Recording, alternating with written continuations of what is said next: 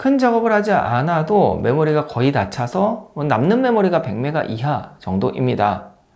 안녕하세요, 김타치입니다. 저는 약 2주 동안 이 아이맥 24인치 신형을 사용해 봤는데요. 조금 아쉬운 부분들이 보여서 오늘 영상을 제작하게 되었습니다. 물론 아이맥이 안 좋다는 이야기는 아니에요. 문제는 제 상황에서 사용하기가 조금 애매하다는 이야기인데요. 참고로 저는 이미 아이맥 27인치 2015년 레이트 이 제품인데요. 이 제품을 사용하고 있었고 주로 사용하는 목적은 영상 편집이었습니다. 그러면 왜 아이맥 24인치가 저에게 부족하고 애매한지 지금부터 하나하나 같이 한번 알아볼게요. 우선 첫 번째, 화면이 생각보다 작습니다. 지금 보시는 것과 같이 두 개의 화면이 좀 차이가 나는 걸 볼 수 있어요. 저는 영상 편집을 할 때 총 3개의 화면으로 분할을 하는데요.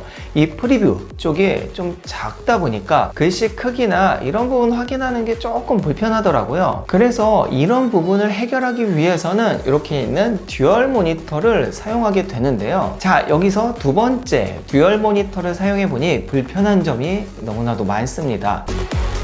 자, 먼저 제가 이미 사용하고 있는 이 삼성의 32인치 4K 모니터의 화질이 비교했을 때 그렇게 좋지가 않아요. 지금 눈으로 보는 것과 같이 아이맥 24 그리고 보조 모니터의 화질을 비교해 보면은 이렇게 티가 많이 납니다. 물론 모니터를 좀 비싼 거 사면 해결이 될 거예요. 그리고 이 두 모니터의 연결 호환성이 별로 안 좋아요. 아이맥 24 같은 경우에는 C타입 단자만 지원하기 때문에 지금 이 제 모니터와 연결을 하려면 이렇게 독이나 허브가 있어야 하는 거죠. 혹은 이렇게 아이패드를 사용해서 사이드카 기능을 이용하면 보조 모니터로 사용할 수 있는데요. 이건 가성비가 너무 안 좋죠. 이번에 산 신형 이것만 해도 100만원 가까이 하니까요. 자, 세 번째로는 이 아이맥 27인치 그리고 아이맥 24인치의 영상 편집 성능이 그렇게 크게 차이가 안 납니다.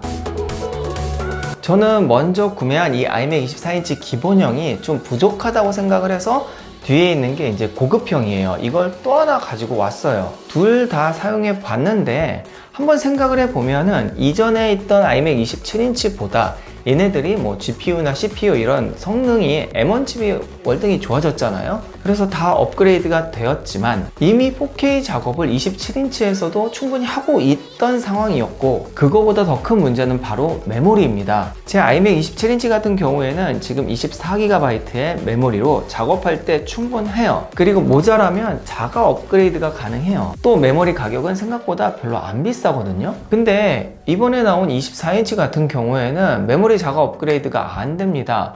그리고 옵션에서 봤을 때 16GB가 최고인데 제가 지금 8기가로 우선은 작업을 하려고 보니까 큰 작업을 하지 않아도 메모리가 거의 다 차서 남는 메모리가 100메가 이하 정도입니다. 그러니까 영상 편집할 때 레이어를 조금만 올려도 버벅이는 게 보이는 거예요. 게다가 프리뷰도 느려요. 그리고 제가 실제로 사용해 보니까 FHD 기준으로 초반에는 진짜 빠르게 작업이 가능한데 소스 좀 더 불러오 모으고 효과 넣고 레이어 2단만 쌓아도 버벅이는 게 보입니다. 약간 뭐랄까, 아이맥 24인치 같은 경우에는 단거리, 그러니까 100m 달리기는 굉장히 빠른데 마라톤 들어가면 중간에 탈락하는 느낌? 뭔가 지구력이 부족한 느낌이고 아이맥 27인치 같은 경우에는 뭐 단거리 달리기 그냥 중간 정도 하고요. 마라톤 같은 경우에도 그냥 중간 정도로 끝까지 완주하는 그런 느낌이 들었어요. 그리고 참고로 SSD 용량 선택할 때 고민 많이 하시는데요. 사실 또 업그레이드 하는데 비용이 굉장히 비싸요.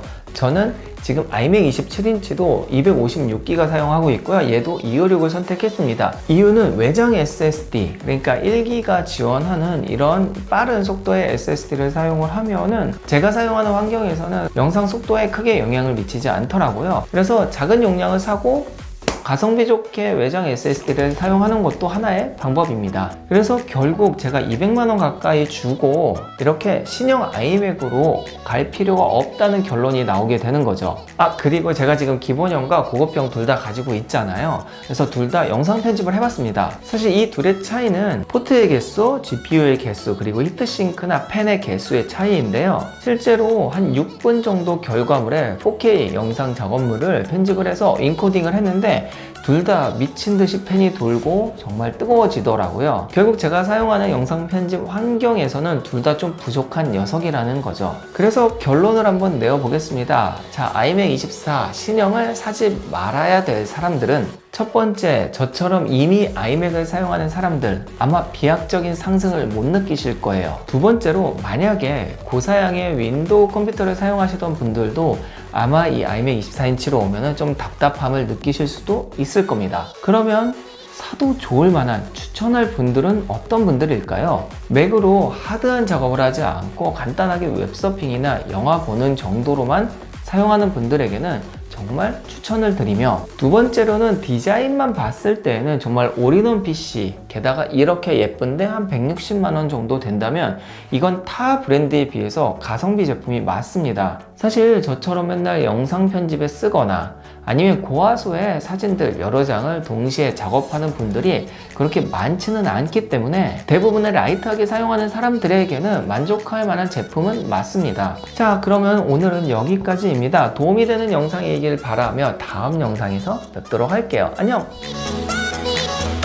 마지막으로 아이맥 만약에 사실 분들은 키보드 그 지문 인식 되는 걸로 사세요. 이게 진짜 편한데 잠자기에서 깨어나게 하거나 이런 비번 같은 거 넣을 때 막 비밀번호 쳐야 되고 너무 귀찮거든요.